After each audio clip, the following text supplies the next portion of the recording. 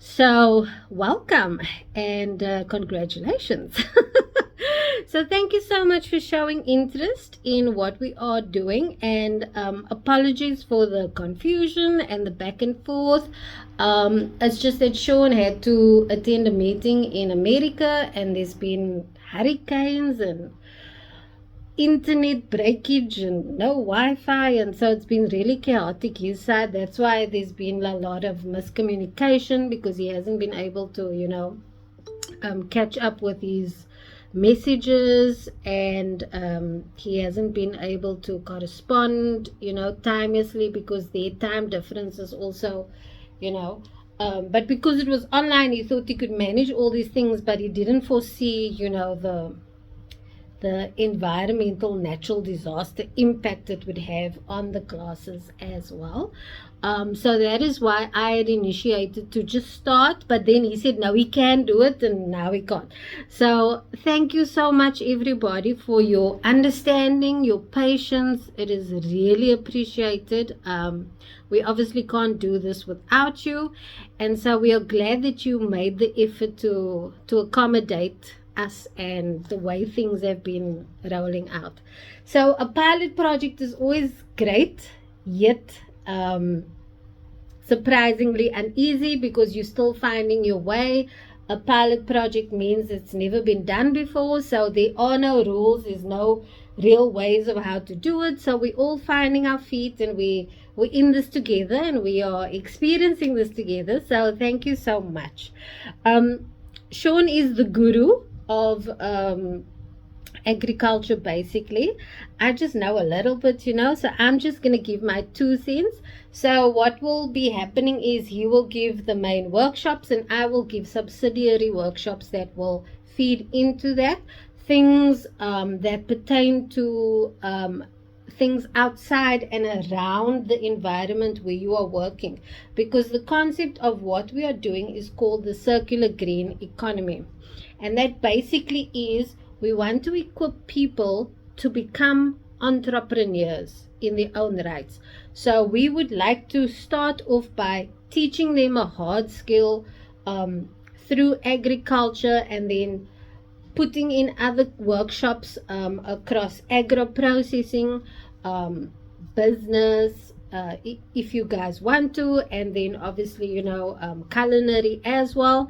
And then you can then be equipped to basically start your own business in that sense, and then empower your community as well, because that is the aim of what it is we are trying to achieve.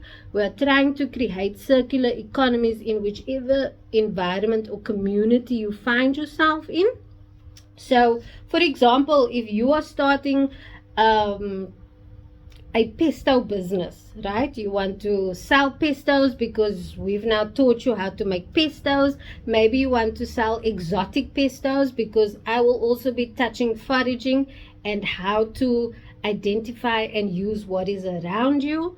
So for example, maybe you want to make purslane pestos, and then you start selling and your business starts growing, so you start hiring people, so you're causing job creation, you are creating revenue and income in your economy, in your little community. And as your business grows, so does the economy in which you live. And so it's creating that circular loop, and that is what we are trying to achieve through empowering people through this type of initiative. So thank you also for buying the starter kits, because we are in the process of getting funding. We're in negotiations with trying to secure funding. We are applying it across various different portals. So we are trying to get funding to help this initiative. But thank you so much for putting your money where your mouth is. We know it's very trying, especially with the festive season coming up. But I think it's about the mindset change, about looking at what do you need to do to secure your future. And food security is most important, as you all know, because I'm sure that's why you guys are all here. So that is what we want to push, sustainability. We want to push food security, water security, energy security, empowering people around those sustainability sectors so that they can find their own niche and empower their communities. In a nutshell, basically. So the other parts of what I will do is, as I mentioned, I will be teaching you sustainability in terms of looking around you and identifying what it is that you can use. For example, if we look at load shedding has had such a major impact on businesses, on households, on everyday life. And if you, for example, have a catering business, load shedding will impact you greatly. So all of a sudden there's load shedding, you have to create a 5-course meal. You can't get the food because for whatever reason, mayhem occurs. So are you still able to identify things that you have around your house to still continue your business? For example, like using little tins, old tins, to start cooking fires. Are you able to identify, if you can't get food, are you able to identify what types of weeds are around you and plants that you can still use to compensate your food budget, to compensate your grocery list, to make exotic dishes? So it's those types of things, about identifying the things that we have right around us that we don't realize is actually of value and that we can actually make a living from if we tap into those resources.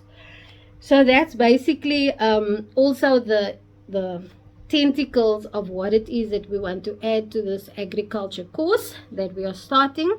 Do you have any questions before I start? No? Okay. So today, basically, I'm going to cover essentials that one doesn't think about when you are busy farming, so to say. So if you, for example, are working in your garden and you don't have a tap nearby, I want to teach you how to make a pressure tap. So a pressure tap basically will be like your tap on the go. So what you will do is you will make a hole in the middle of this bottle, and I always make it a little too big.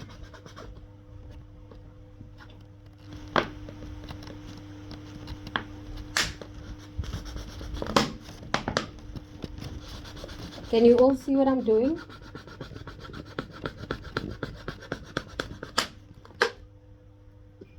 Yes. Okay, good. Yes. Okay, so you're going to make a hole in the middle of the bottle, big enough for a straw to fit in. Okay, there's the hole. And then you are going to make a hole in the top.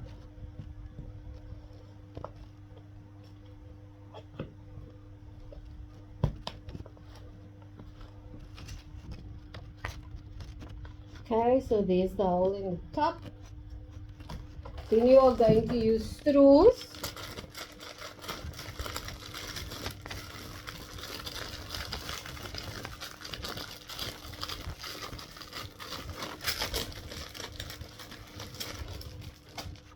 Two straws. So one you will put in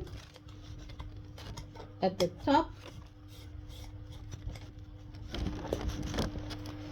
and one you will put in where the hole is.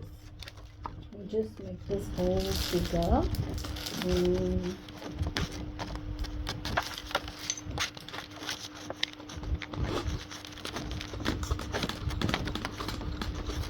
So I'm just using a nail to make the hole bigger.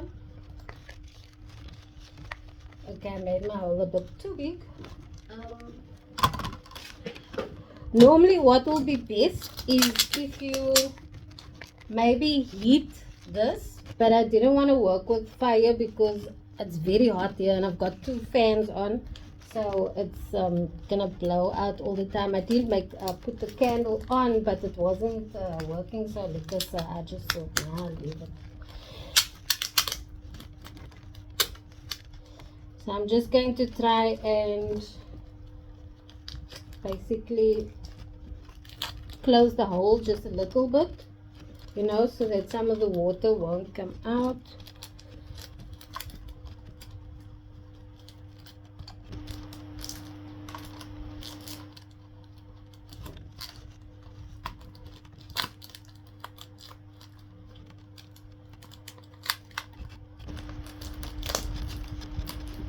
Okay.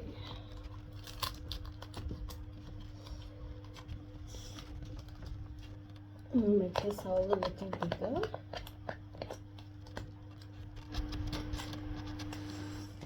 Okay, so basically how this works is, it's called the Venturi effect.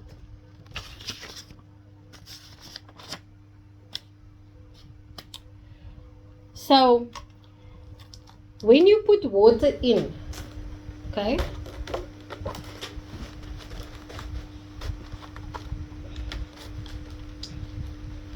this will work as a tap, a pressure tap. So we'll put our water in.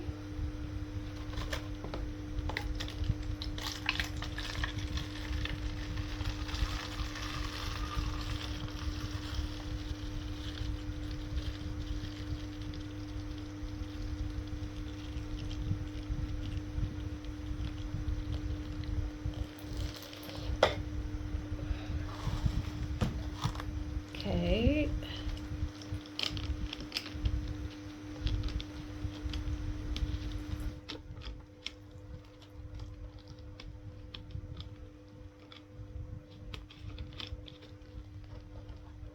There we go.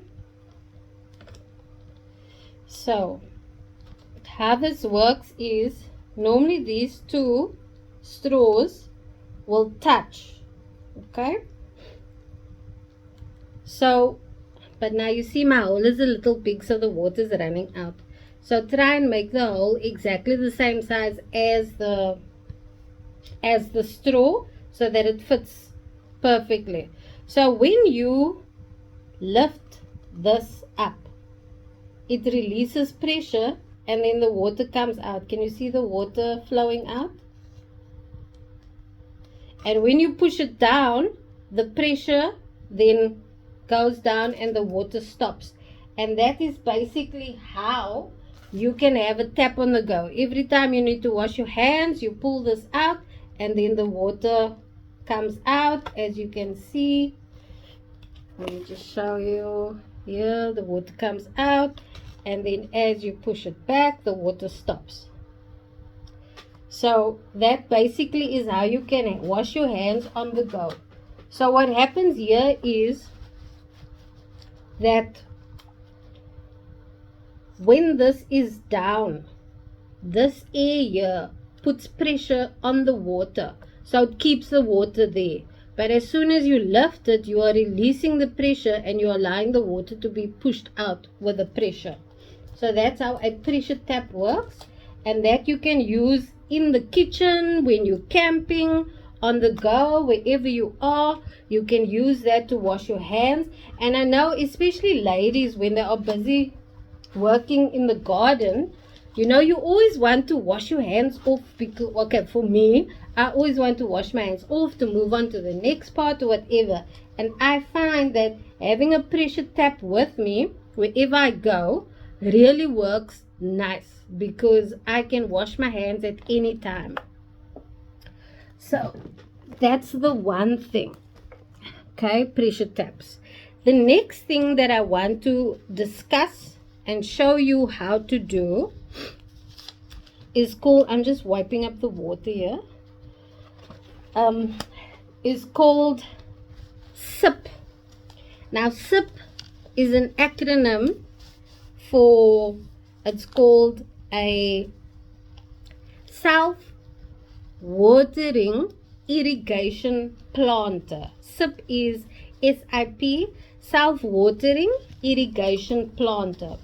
So basically this you will use if you don't like for container planting, but more especially for if you want to you're not going to be at home to water your plants. So now you need a watering system. And so this basically helps you to water your plants while you are not there. It also helps with water conservation, because the benefits of this is big water saving. It is constant moisture for the plant. It is feeding the plant constantly. It reduces the evaporation of the water, and it is very good for when there's water scarcity. So that and because if there's water where the plant is, the plant will use more because there's enough water around. But when you are just watering once or twice, it soaks up and then it gets dry quicker. So this actually works a lot better in terms of water saving and all those things I mentioned. So how you do this, and you can do this with a 5 liter or whatever size. So you take a 2 liter bottle and you cut it in half with a scissor. So this will be your bottom, this will be your top, and we will put the two together like this. What you will then do is you will make a hole in the cap like that. Okay, can you see the hole?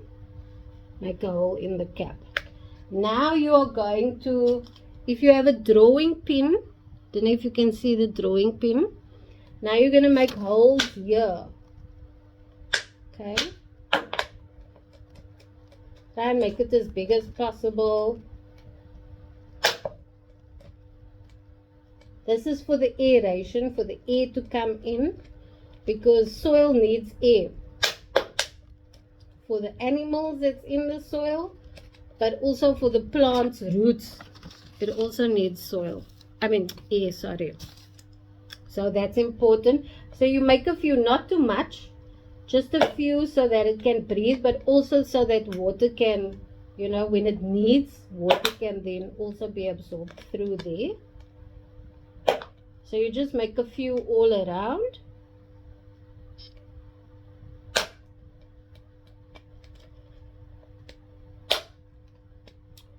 Okay. Now, what we are going to do is you're going to need string. So the string should be probably about this long in half. So you would take some string and you would take the measure of your arm, fold it over, and take another measure of your arm. I think you're moving too fast. Oh, sorry. Stop me. Yes. You're doing this as you are talking. Okay. So on the other part, what do you do? Oh, I thought you said you open up what? Holes on the top. Yes. So you make a hole in the cap top. Yeah. And then you make holes here around. Yeah. Like Okay. that. Yeah. You make holes like that in different places. Not too many holes, but you just make holes like that. Okay.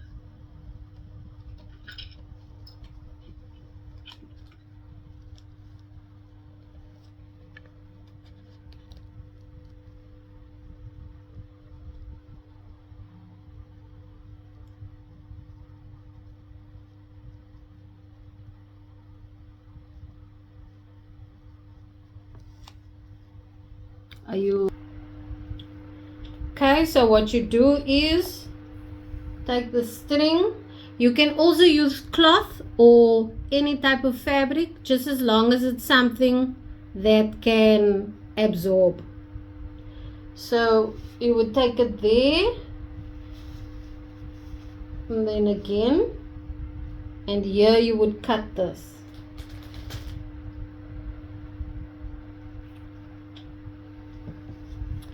Now this, just hold on.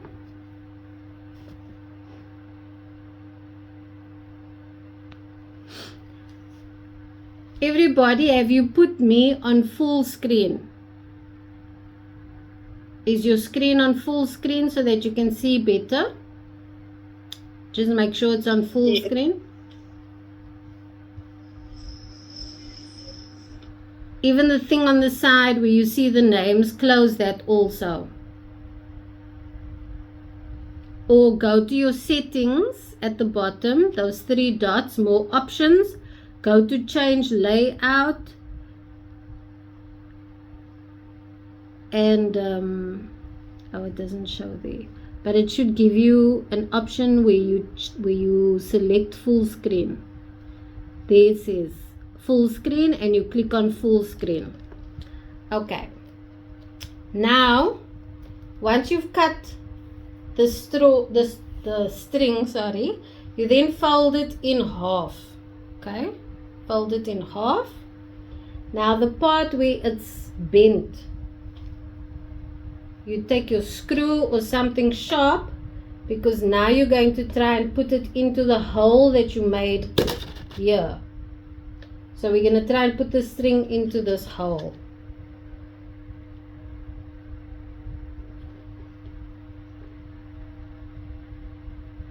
So you just push it down into there. Those of you who know how to sew, I'm sure you can navigate this.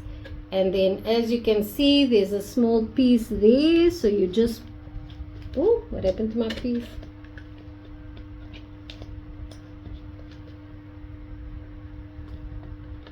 Push some more down.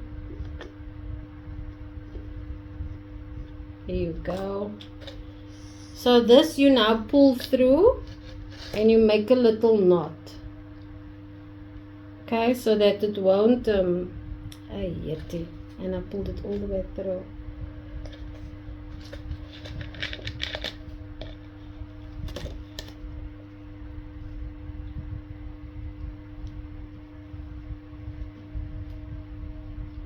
So I'm just putting my string back through this hoop.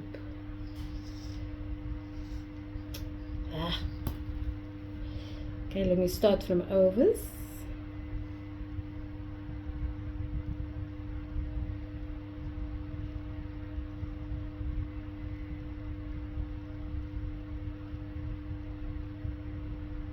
As you can see, it can get quite tricky.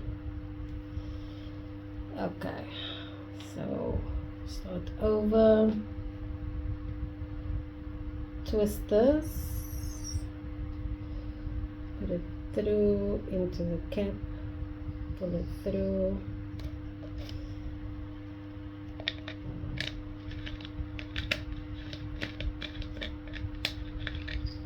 Woo.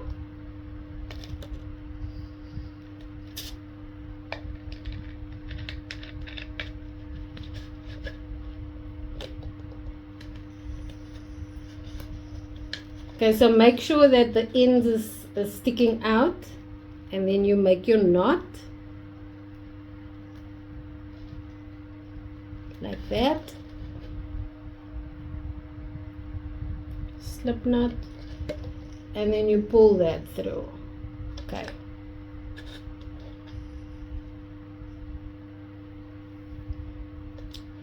Now this is going to go in like that. And that's going to be the wick where the water then draws through up into the plant. So you're going to fill this bottom part with water, and then the water will come through into this container, which is where we're going to plant. So now this process with the string, there are two things that are at play. The one is called capillarization. So capillarization is basically when something moves along the sides of something up, from the bottom up. So for example, have you heard of siphoning? So when you're putting petrol in a car, your car's stuck along the road, and you use a pipe and a can or something, that process where the pipe sucks the petrol from the can into the car, which is on top, that is called capillarization. So it moves along the sides of the wall of the tube, of the pipe, and then moves the sort of forces, that force action, capillarization, pushes the liquid all the way up. That is the one thing that's happening. So that is also how you get water from a low point to a high point, or any liquid. The other thing is called wicking. Now, wicking is where the plant itself now absorbs the water from its environment. So it will now absorb the water through this. So that action of suction from the plant will also aid in this capillarization. So the water coming through and the suction from the plant on top, the two factors are what's getting the water up into the plant from the bottom. So the two is capillarization and wicking. And like I mentioned before, the benefits of this is water conservation, water saving, especially when there's water scarcity, when you are going on a long trip somewhere and you're not going to be able to water for a week or two. This will save your plants. And if you, for example, want to save water also, because watering your garden gets really expensive if you're using municipal water, this is also a way that you can save. So now we are going to fill this with sand. So your sand mixture is always 50-50. Is everybody with me? Am I going slow enough?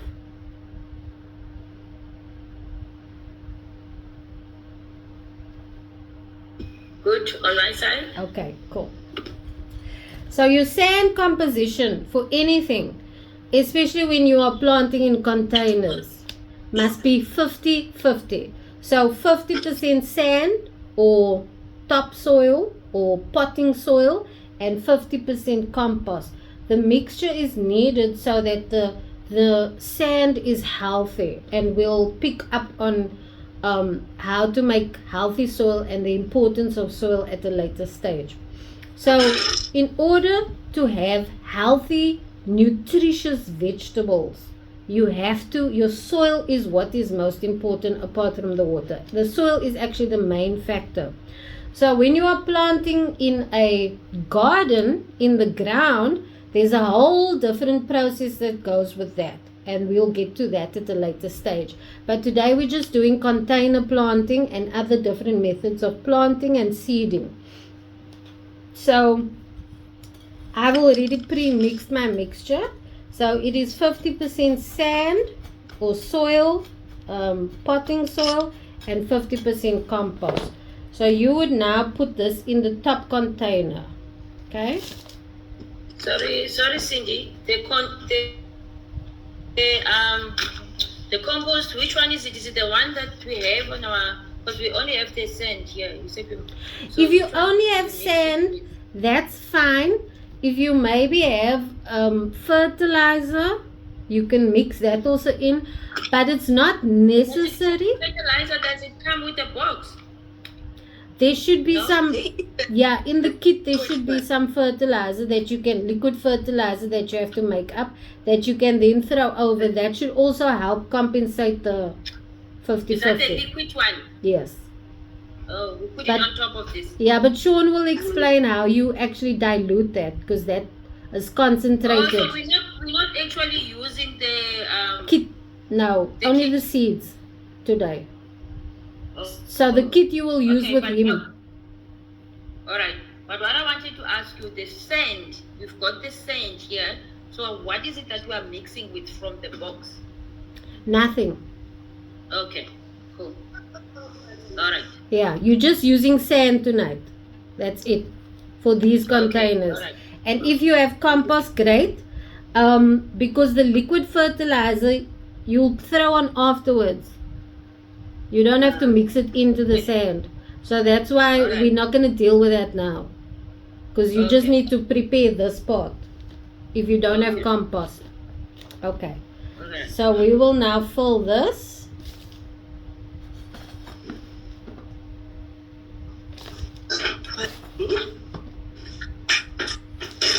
Can you just lift it higher, Cindy? Okay. Okay.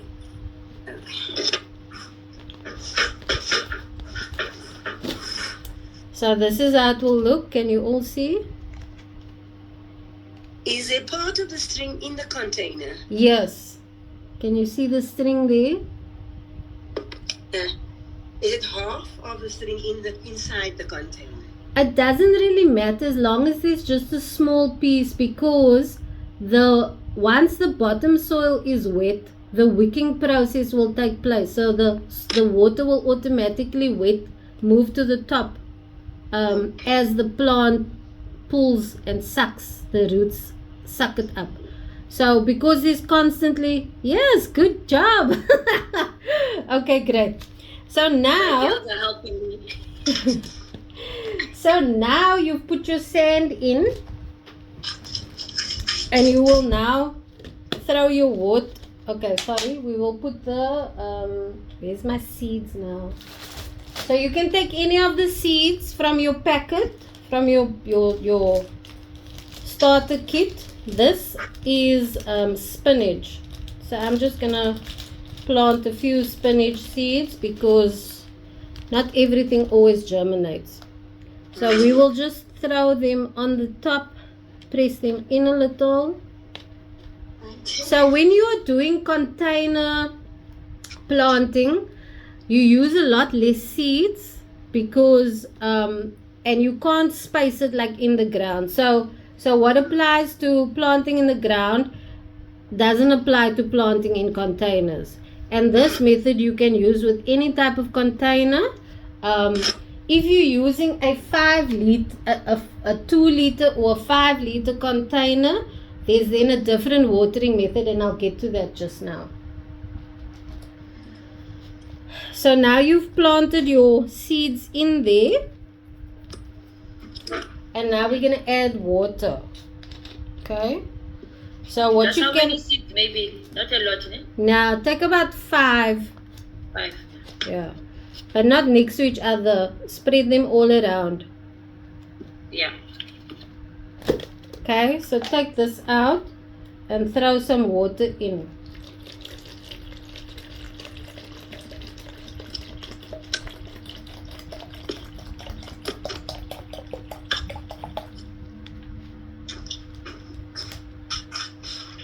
So this is how it's going to look.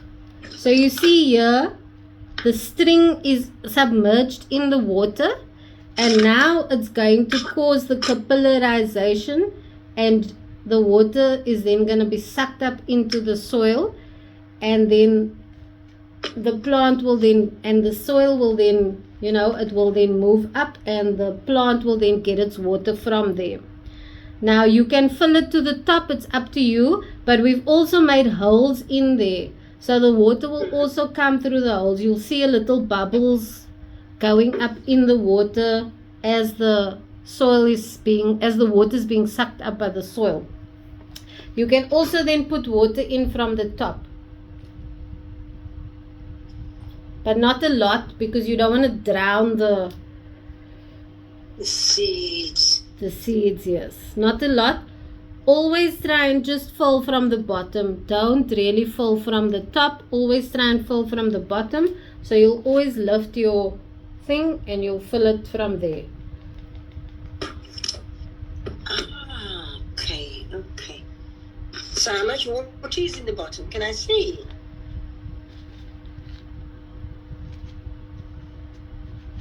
Can you see? Yeah, I can see. But you can fill the water till up here. It's up to you, depending on if you're going on a journey or not, or if you can replace the water sooner. And then this you can leave. Oh, there's only 15 minutes left. Okay, so this you can then leave for another day. I don't know if you guys want to end after the 15 minutes, or if you want me to draw up another call and then continue.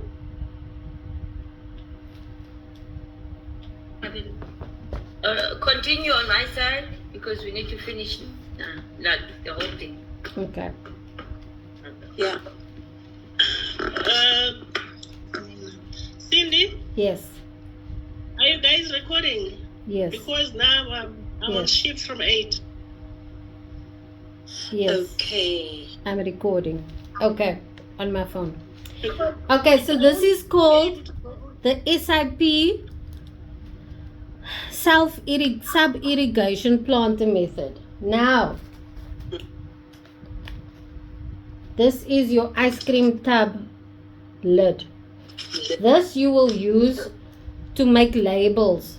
So you will cut into there like that, and you cut all along there, and you can cut all along the bottom, and then you make strips.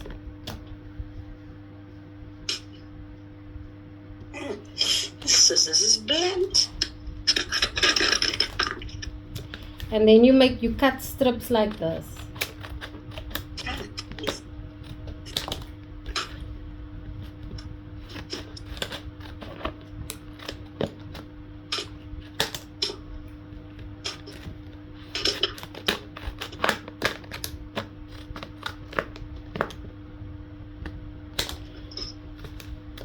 Can anyone tell me if you have strips in your starter kit?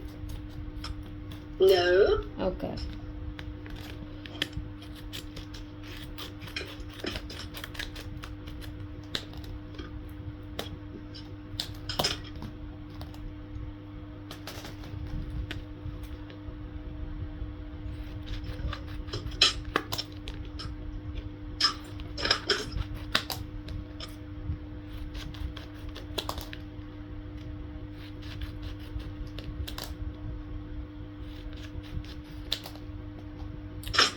Okay, now these strips, you now use your cockers. You are now going to use this to label your plants. So this is spinach. So on your label, you will put the name of the plant and the date that you started it.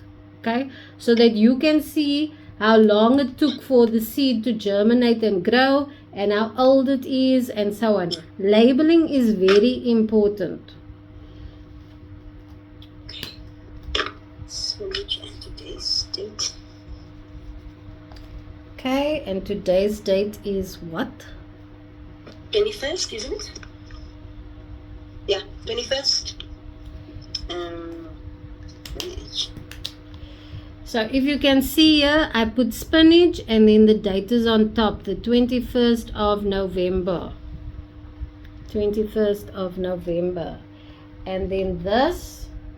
Now normally you would put more soil in, but this is just for demonstration purposes, so I didn't put a lot of soil in. Normally your soil you would put till about here. Okay, so this you will put in there where you can see it and where the water won't affect the writing. Okay, normally try and use a permanent marker. I saw that. Okay, can you all see? This is how you would do it. Okay. You took that out of me.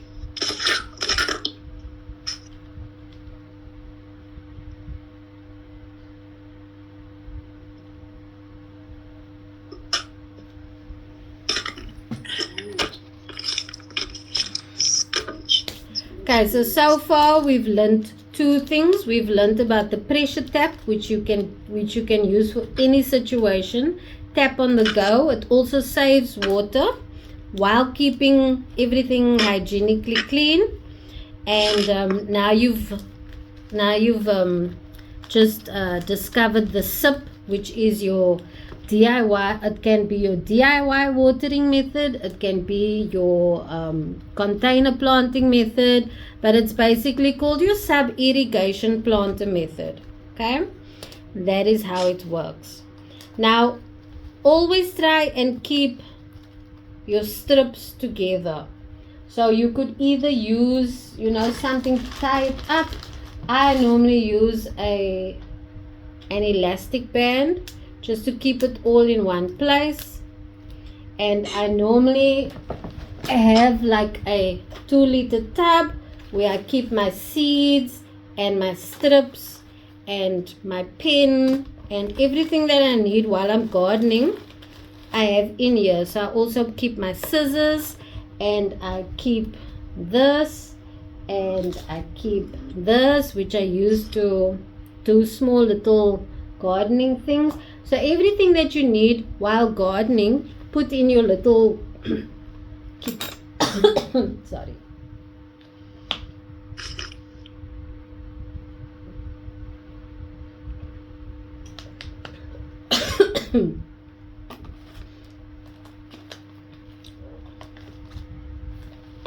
Okay, so make yourself a little gardening kit for everything that you're going to use. And remember, if you don't have string, you can cut up any old fabric and do it the same method. So now, is everybody finished? Yes.